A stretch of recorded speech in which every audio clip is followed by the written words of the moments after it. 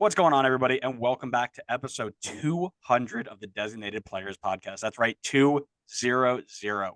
Somehow we've made it this far, and for that, we got to celebrate. And what better way to celebrate than probably the biggest guest we've had on the podcast so far, Mr. Tom Bogert, best mustache in the game. How you doing, Tommy?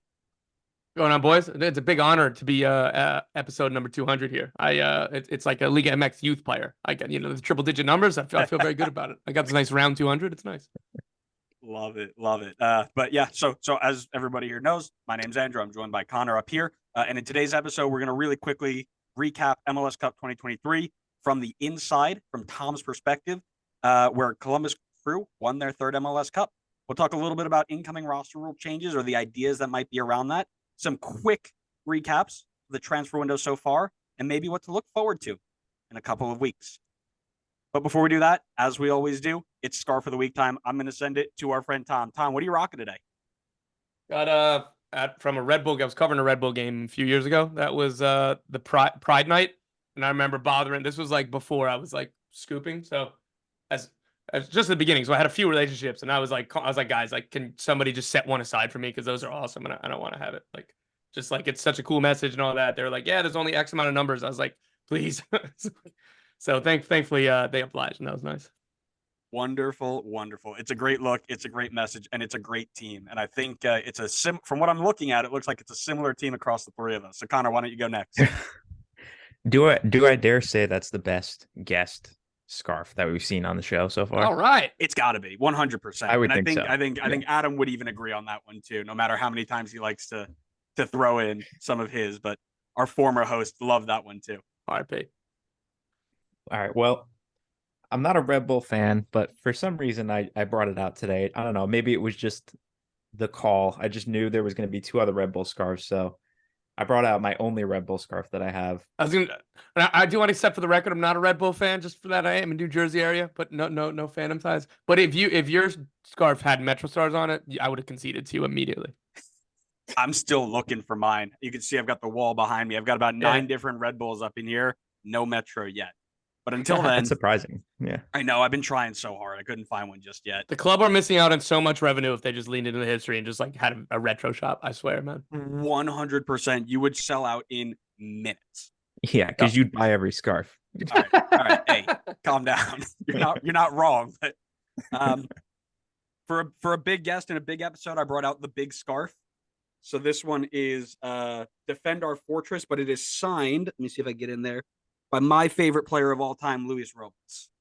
So, oh, nice. So Luis is met him. Me and Adam, our former host, met him in his going away. We drove an hour and a half into New Jersey to see him at a suit shop. It was the weirdest little thing, but he sat down and talked to everybody for like 5-6 minutes at a time. It was it was par for the course for what Luis does, man. He was just so down to earth and so good, and it was really, really nice. So had to break that one out for the big episode. Yeah. So first and foremost, while we jump into MLS Cup here, I wanted to send it over to Tom and describe kind of just what it was like at lower.com and the atmosphere. It looked electric, man. The gameplay was phenomenal. What was it like being inside the stadium, being there? Maybe some impressive moments that you saw and who stood out, things like that. Yeah. The facilities, and I'm going to start with the training facility.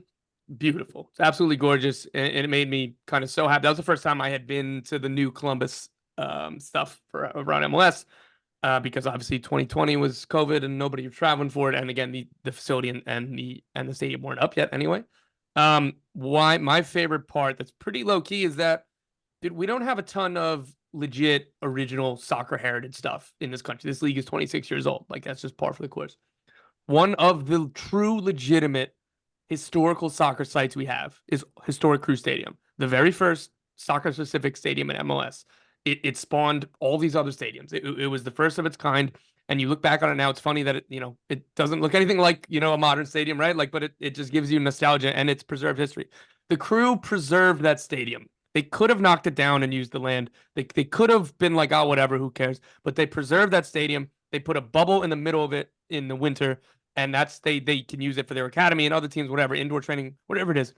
I got to play in the bubble at Historic Crew Stadium, and I put together a media game, and the Crew hooked us up. Really awesome of them. They were like, if you guys want to play there, just walking around the bowels of that stadium was awesome. And it's like I'm walking with a couple guys who are from Columbus and who've been covering the team forever. He's like, in that hallway is where the referee slapped Frankie Hayduke, and in that hallway it's just like, and there's the visiting team locker room, and then like you kind of walk into the stands, and it's like, dude, there's just so many like iconic moments here, so many Dos Aceros for U.S. national team over Mexico. It's just like, man, dude, they could have knocked this down. They could have, but like they preserved it. And again, this is pretty long-winded without even talking about the game or anything else, but like that's it. It was nice to like feel like we go to all these new markets, which is awesome, like all these new stadiums and new traditions and new everything else, and it's really cool and it's awesome. I loved seeing some of the old stuff too, and that made me very happy. Again, but their training facility is right next to the historic Crew Stadium, and the training facility is like a rocket ship, man. It is incredible, right? Like, so it's funny. Oh my God, like of course it's nicer here, but I'm glad that they didn't knock it down. The stadium was awesome too, right? And I'm walking into the game. It felt like a big atmosphere around the stadium. The kickoff was 4 p.m. I think I went to grab coffee with someone at like 10 a.m. I was already seeing Crew jerseys, LAFC jerseys, scarves, people going places like 6-7 hours before the game, man. And like it felt like a big atmosphere. And like well and truly, there's been other cities where, places like Los Angeles, there's, LAFC and the Galaxy have very good support, but like it's a huge city. There's so many different things in town. And you take Ubers and they go, oh, what are you in town for? That small talk that I hate so much and I'm so bad at. And it's like, you know what? I don't know if people exactly, like if I say MLS game, whatever, I'm like, oh, I'm here for the soccer game. And then they're like, oh, yeah, no, the Crew are playing Sunday. Like, I know. And then being like, and then like, it was every Uber driver. Ohio State football is probably the first priority, but like all of them were like, oh, the Crew, right? Like, and people that you'd see on the streets, right? Like, so it really felt like it was the event in town, which, it shouldn't be taken for granted, I guess, even though like that should be the case. But, the poetic stuff off the field, I really, really love that. In the stadium, like you said, phenomenal atmosphere, phenomenal play on the field. It was the Crew deserved to win. They were better on the day, and it made me very happy that a team that tried to play like this, who tried to win beautifully at all costs, right? Like they could have been pragmatic. It's after halftime, because I was talking to players like after the game. I was like, what was the message? Like, Kevin Molino was dribbling out of his own 18 in the 86th minute up a goal in a final. Like you guys just don't know how to play any other way, right? Like so, like what was the message at halftime? It was like Wilfred was like, "We're still us. Don't let the game state dictate us. Be what we are. Be what we believe in." And so again, Julian Gressel's dribbling out of the back as well, and they're completing passes. Like the only non-Crew thing they did was Christian Ramirez took it to the corner, and I thought for a second he was going to turn and go towards goal anyway, right? Like so, just the Crew stayed true to themselves. LAFC had a phenomenal season. I know that people are going to make a lot of jokes of 3 finals, they won none. 26 other teams in the league would want to be LAFC this year, right? Like it's just reality. It was a phenomenal season. But the game itself, it was awesome. And again, the way that the Crew played, their belief, dedication, the way that Wilfried Nancy empowered his players. Like you look between Montreal and here, I can name 27 guys off the top of my head who have had career best years under Wilfried Nancy. And just to see that, the pinnacle of that, because if they lose, the whole offseason thing would be like, yeah, well, can you really win the big game playing like that and all that crap? And look, they won. He's got the highest approval rating, I think, in MLS right now, and they're getting their deserved victory lap. To your point before, I know you were talking about how like invested Columbus is in the Crew. Not to give myself the Jack Mayer doxing treatment, but I live in Brooklyn, and I remember last year when NYC was playing for the title, I was like I was in and around Brooklyn for most of the day. I don't remember seeing like anything about NYC playing in the title game. I don't remember seeing like jerseys, no posters or anything. And I was over by where the Barclays Center is. Like that's a big sports area. I figured something would be there. Talk about the NYC's playing in the final, but it was nothing. So it's really interesting to hear like from a different city's perspective how invested they are in the team. It's cool. Yeah, and if it wasn't for the fans, they would have lost the team. So it I don't know, just going on those like strands and like the writer and me looking at like the themes and the poetry, like it was really cool to see all that rewarded. And it's funny, people were asking me, just talking among other media members, hey, what's your prediction? I hate predictions because we look like an idiot and like none of us knows what's gonna happen. And I found the breakdown pretty funny because I'm on the younger side of some of my colleagues. I'm 28. Another one of my colleagues is 26, and it was both of us were like, yeah, I think like Columbus are gonna win. They play beautiful, everything. And it's like the older guys are like, dude, it's going to be 1-0 LAFC off a set piece, right? Like, you understand that's how this works. You know, like, you're talking about all these beautiful. So it was just like, the idealism versus like, this is how the world really works. So it was funny that the breakdown happened to be the people who have been around longest are like, bro, like, LAFC is going to win 1-0. Like, what are you talking about? Right? Like, and then the way that it played out, that like Columbus, like, really, because like, well and truly, no team has won playing like this for a long, long time in this league. Like, Toronto and Atlanta were awesome on the ball, but like Atlanta in 2018, they changed into a transition team in the playoffs and a defensively solid team. Like, that's been the whole thing. It's like, you need to be defensively solid and have a star attacker. And the Crew, like, they have star attackers, right? But like, they wanted 60% of the ball, and they want to create chances all game, and they want to play with a high line and play dangerously and play courageous, and it won. That's so fitting because Andrew's the vet of this podcast. He's been following the league for a long time, and I can't tell you how many times when we were doing predictions that he was talking about the teams bunkering in with the weird, wacky 1-0 win. Yeah. Okay. Connor's anyway, bank go account back is on. empty right now because he's trying to get his predictions correct. I'm just saying. I'll go back on the script now. I've gone too many times off the script, but it might be tough to kind of narrow it down to a couple words. But how can you describe the experience in the locker room for the post-game celebration? Just like, man, looking at the faces of as every player, as every staff member, whether it was Tim Bezbachenko, the guy, the architect of the club, whether it was his chief scout Neil McGuinness, or whether it was one of the PR people, one of the support staff, like, every club tries to preach family, all that stuff. Like, just watching how happy everybody was, and like everybody coming together, like on the field. Wilfred Nancy, the first thing he did, big hug with all of his staff, all of his coaches.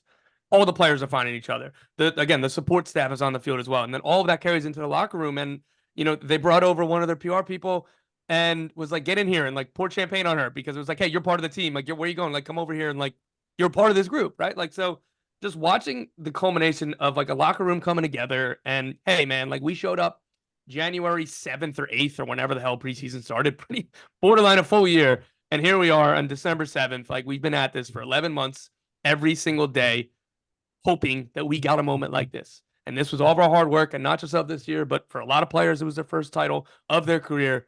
And just watching all of that culmination, and like, oh my God, like, we did it. There's no training tomorrow. There's no, what are we building towards? You know, we're gonna build towards next year very soon. But right now, oh my God, we did it. And you did it with the people that you love, the people that you've been going to battle with every day, the people that you've seen at training. A quick anecdote about Darlington Nagbe is, he hugs every single person in the building every morning. Not just his teammates. That's how he says hello. Like the PR people, the fitness staff, the trainers at table. He says hello by hugging.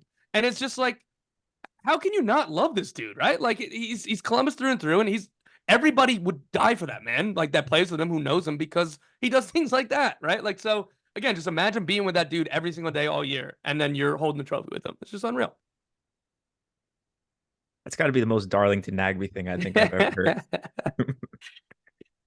The second most Darlington Nagbe thing that I've ever heard is that it's like, you didn't even try to bother trying to talk to him too much during the week, because it's like, he won't talk about himself. Like, we want to make the story about you, and like, I tried a few times to get him. There's no way that he hasn't heard a question, and he just wants to defer to his teammates all the time. So a lot of stories of, let's talk to teammates about him, because he's too humble. He doesn't want to talk about himself. As a player and now a coach in you know, a competitive atmosphere, that is the teammate and the person that you want to build a team around, to lead a team, to show what they're a massive Crew 2 contingency in that group. That's the guy you want leading. They're setting themselves up just with that one player, Darlington Nagbe, being that guy. They got to be setting themselves up for an immensely bright future.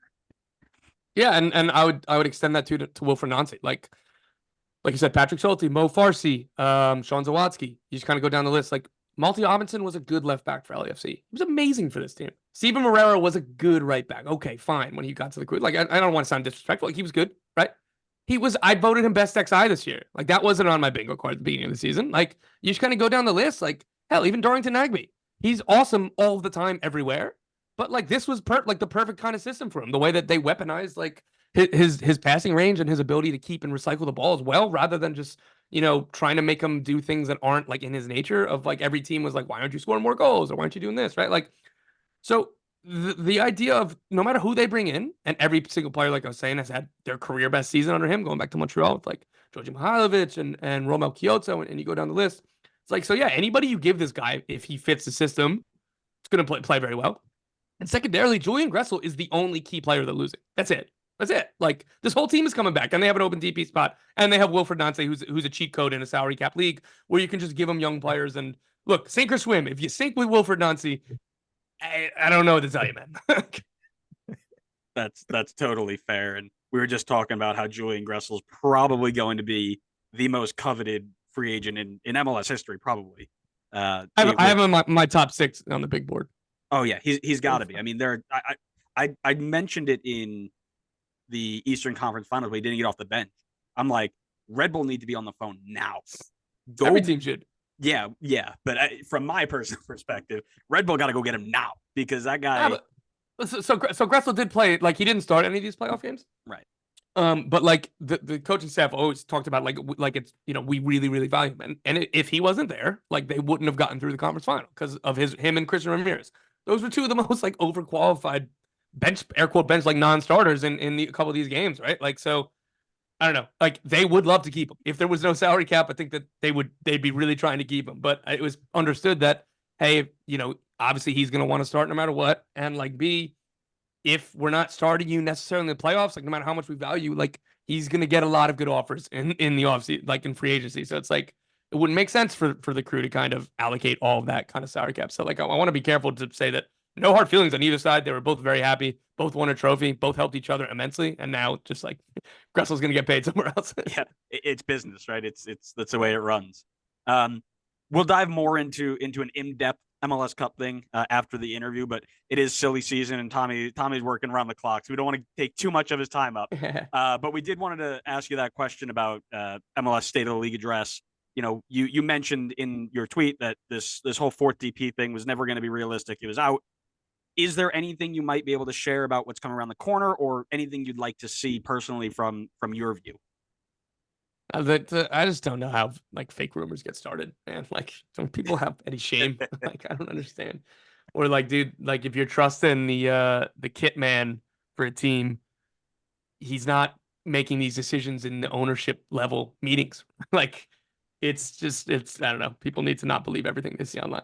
So anyway, I like when some of those rumors were coming out, I had like an owner call me and was like, not only is this not up for vote, we have not discussed this one time. I don't know where these people are getting this. And same thing, it's talking to front offices around the league. It's just like, yeah, I have no idea how this gets out or how this like gets started. So again, Don Garber, people in his position, like himself, commissioners, and then, you know, go to, you know, presidents of companies or politicians and stuff, like, they have to be careful. They have to choose their words very carefully. So you'll notice a lot of times that they're not saying anything 100% direct. Like, you know, they'll try to leave themselves a little wiggle room and stuff. Garber to come out and say, one, like, no, there is no fourth TP, should speak volumes in and of itself. And then two, as part of that same answer, there is going to be very exciting announcements next week. Like, he wouldn't have, like, he would have framed it another way. Like, he wouldn't overpromise that changes are coming. And now I don't know exactly, like, I've heard a lot of different things that have been discussed, and I don't want to kind of put them out because it's, you know, I don't know what's real and what's not.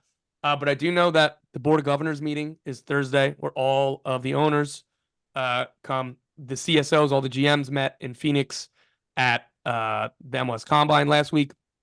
So whatever's being decided is happening last week and now this week. And Don Garber's meeting the media again on Thursday. And I assume that's when we're going to get some announcements. So not much longer to wait here, but yeah. So I'm very curious to see, you know, what in his mind and what his, I guess, explanation of like really exciting is, and I'm looking forward to that. Yeah, I think we want to stay on the topic of silly season again here, but there's one thing this podcast loves to do. It is look at every single move that every team makes. Andrew put together some PowerPoint presentation for us at the start of the year, and we put together a little blurb about it. I think, correct me if I'm wrong, Andrew, almost every single trade or signing that happened last year. Yeah, we were up towards like 200 by the end of last offseason. So we follow it as closely as we can. Well done. Yes. So I know you've already started off on keeping us busy for next year, but looking from a team's perspective, I know it's a little bit early, but who do you think's made the biggest impact so far in early days of the transfer window? For me, I mean, just because of the nature of where things are standing right now, it would have to be a team that hired a new coach or went in a new direction. I'm super curious at what Dean Smith is going to be like in Charlotte. There's a couple like I know that this didn't get received super well, but I really do like the Phil Neville hire in Portland. I think that team is pretty ready in terms of just their key players. Plus, they're going to have at least one, if not two, DB spots open. So just the combination of the players there, like Evander, Eric Williamson, Christian Paredes, Santi Moreno, like they have a lot of talent, and then they also have a lot of maneuvers and flexibility to bring in more. So again, I think that would be kind of the first one off the top of my head. I like the idea of Colorado, like said it 100 times about we're going to transition, like leaning into an identity and what the identity that they had in 2021 under Robin Fraser before Fraser himself, like kind of changed the tactics a little bit, which is fine. Coaches evolve and everything.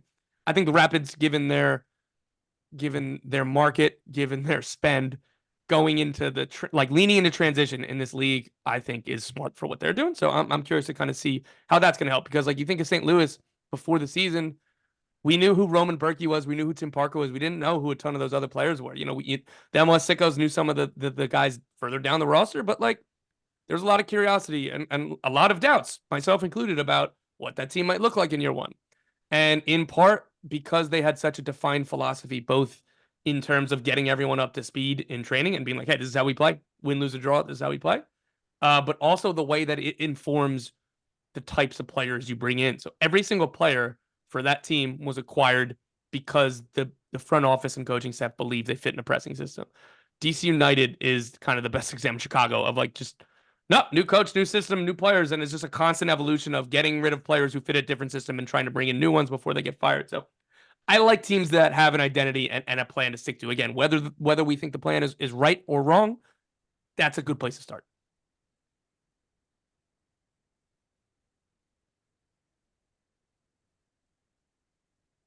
Thought Connor was going to continue on there. Sorry. he was looking up like he was reading a note he wanted to read. So you made it all one question in here, so I didn't realize you had another one within it. I just didn't know if you were reading off something. If you want to keep going, I'll let you go. Yeah, so let me go to the second part of this very long-worded question. Anything coming up in the pipeline for the next couple of days for teams looking to get their squads ready? Yeah, there's a lot of teams, like, again, I bring up DC again because they're fresh in my mind. Like, they're definitely continuing to try to overhaul the roster. New GM Ali Mackay, he declined like 9 out of the 11 contract options he had an option on. He's already traded a few players.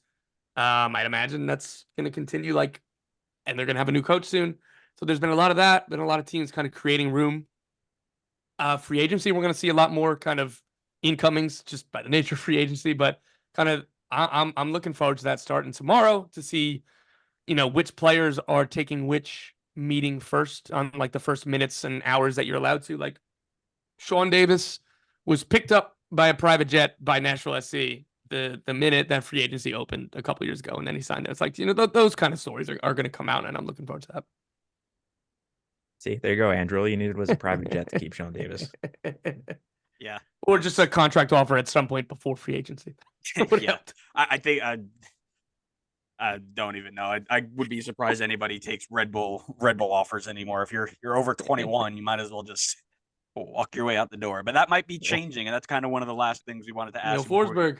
Yeah, that was the last thing we wanted to ask you is you got an Atlanta fan and a Red Bull supporter here. Just anything for those two teams. Is Forsberg confirmed? Is Almada on the way out? Has Kylian Mbappe decided that he's ready to join massive Red Bull and truly recognize his potential in energy drink soccer? Yeah, Forsberg reported a few weeks ago that a deal was verbally agreed, whatever, being finalized, and I haven't heard anything to tell me that things have gone awry. I'm assuming that I'd imagine it would be I don't know. I'd imagine it'd be announced at some point in the coming weeks. So depends on what you guys think soon is. So I don't want to overpromise or anything. Again, unless that things go off the wall, but I haven't heard anything to suggest that. Red Bulls will have a new coach very soon as well. And then in terms of Atlanta, yeah, I want to know what's going to happen with Miles Robinson in free agency. Like, I think he'd stay if they offered him a DP deal aligned with kind of Walker Zimmerman's deal. But I don't think Atlanta want to do that. And it's just kind of an impasse right now between the two sides. And again, I haven't asked anybody for about a month. I don't think anything's changed. But again, we'll see when free agency opens tomorrow, right? And then Thiago Almada, it's just easier for these big deals to get done in the summer. That being said, like, for all the talk about, yeah, it's a big price tag, particularly for us around MLS, but like taking a step back, like $30 million US is, what's that, like 22 million, whatever, British pounds, give or take, whatever. Like, dude, these Premier League teams, these Champions League teams in Italy and Spain, like, dude, you can afford 22 million for a World Cup winner, a 22-year-old. Like, it's a fair price. Like, it'd be silly if Atlanta had asked for anything less. So just, I don't know. I think it sounds like a lot of excuses from clubs. You're like, oh, that's too much, whatever. It's like, oh, we can't do that right now. It's just like, I think it's just a bad negotiation tactic. And Atlanta are like, great, we don't want him to leave anyway. So like, if you don't meet the price, that's cool with us. Like, and so he can't get mad at us because obviously, like, he understands, so we'll see what happens. But if I had to guess, it would be more likely to happen in the summer, but hey, we'll see. I think that's massive respect to Atlanta for being one of the few teams who know their worth, know their price, and aren't being rolled over as, oh, you're an MLS side, you're going to give him to us on the dollar, because that was the trend for so long, and it's about time we start rolling that over. So it's really good to see. And Atlanta, like, I don't know, there's obviously bigger clubs in the world and clubs who could pay more. Like, Atlanta could match like Sevilla's best offer and get ahead of it, right? Like, Arthur Blank's one of the richest people in the world, and like they have thrown around money a whole lot, just even with Thiago Almada's transfer fee. So like, they could be like, if you want more money, well, let's sign a new contract. And like, I know that's something that they want. Like, they're keeping a DP spot, or like the flexibility for him to transition to a senior DP in 2025. Like, that's they've said that on the record several times, and that's not just a negotiating ploy. They're like, dude, we don't want him to leave, man. Like, he's one of the best players. He's like, we get it that that was part of the deal to bring him here, but it's like, if he doesn't push to leave, if he doesn't want to leave, like, we don't want him to leave either. So it's just is what it is. I think it's pretty telling too that he was able to get into a World Cup winning international side without having to be in A-Europe or anything. So it's not like he's like, I can't get into the team unless I leave. There is no threat of that right now, at least. So right, like he'll be on the Olympic team for sure. Oh, yeah. Like, no matter where he's playing, whether it's here, whether he's in Mexico, England, Saudi Arabia, or Germany, like, he's going to be on that squad. Yeah, wonderful. Well, Tom, thanks so much again for joining us for this episode of the Designated Players Podcast. We know you're super busy, breaking news, giving scoops. So we really appreciate you taking the time to be our really special guest today. And I don't think that it's possible, but for any of our listeners who don't know, we like to give you a chance to plug your socials and tell people where to find you. So, go on and let them know. Yeah, just The Athletic. Click on my things. That'd be nice. And then Twitter @TomBogert. Yeah, definitely. I as soon as you went to The Athletic, I went and subscribed to The Athletic. It is 100% worth it. As soon as it pops up, instant click. I mean, I love reading the in-depth, and from the just quick stories of like, oh, this transfer might be happening, to the in-depth stuff you guys put out is unreal how much depth you guys go into. It is 100% worth the subscription for anybody who's been on the fence about it. So go subscribe to it, because you are not going to get any better coverage for the price. I mean, the price is damn near nothing. So exactly. You guys do deals all the time. So that too. Just wait around for a deal. With holiday season, I'm sure it's literally. I couldn't have sold it better myself for like $1 a month or something. Like, go on and do. Like, it is so worth it. Exactly. Yeah, but thanks again for taking time speaking with us, giving us some insight. And we look forward to you breaking all the news in the next couple of days. And we really do appreciate your hard work bringing all the MLS transfers up as fast as humanly possible, it seems. It seems like as soon as there's one rumor, bang, you're on it. So, thanks so much. And we'll be back here in a little bit to break down MLS Cup. But, Tom, thanks again, and have a great night. Appreciate you guys, fellas. Appreciate the work you guys do, too. Thanks.